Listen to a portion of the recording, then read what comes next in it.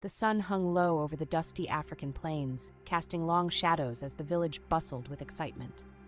The day of celebration had arrived. Nia, the beautiful daughter of the chief, was to marry Baba Kofi, a wealthy elder whose riches were the envy of many. The air was filled with the rhythmic beats of drums, the aroma of roasted goat, and the laughter of guests. But behind the veil of festivity, Nia's heart was a storm. In a small, humble hut far from the commotion, Nia stood in her wedding attire, her face pale beneath the radiant beads adorning her forehead. Her hands trembled as she clutched a wooden comb, a gift from Ayo, the young man who had captured her heart. Ayo, the poor cattle herder who sang songs to the wind as he guided the old man's cows across the plains.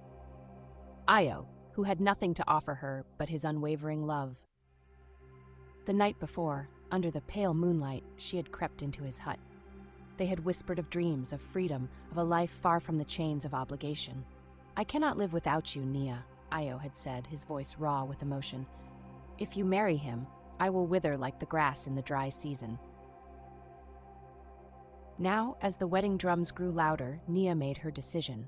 She could not betray her heart.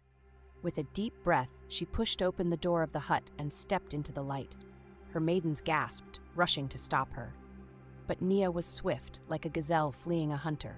She dashed through the narrow paths of the village, her beads clinking with every stride. The ceremony had begun.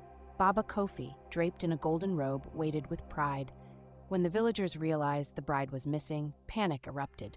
The chief bellowed orders and a search party was assembled.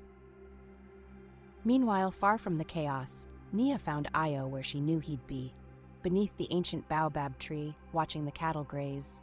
His eyes widened in disbelief as she ran to him, her wedding dress now dusted with the earth. "They will come for you," he said, his voice heavy with worry.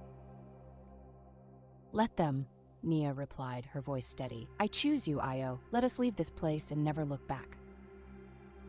With haste, Ayo saddled the only horse he had, a gift from Baba Kofi for his loyalty. It was poetic, almost cruel, that the old man's generosity would become the tool of his loss. The thundering sound of hoofbeats filled the air as the young lovers galloped away, the wind carrying their laughter and the faint scent of wildflowers. Behind them, the villagers searched in vain, their shouts fading into the distance. Nia and Ayo vanished into the horizon, leaving the plains to whisper their story. Some say they crossed the great river and built a life in a distant land. Others believe they became spirits, guardians of love and freedom, watching over young hearts who dared to dream. But no one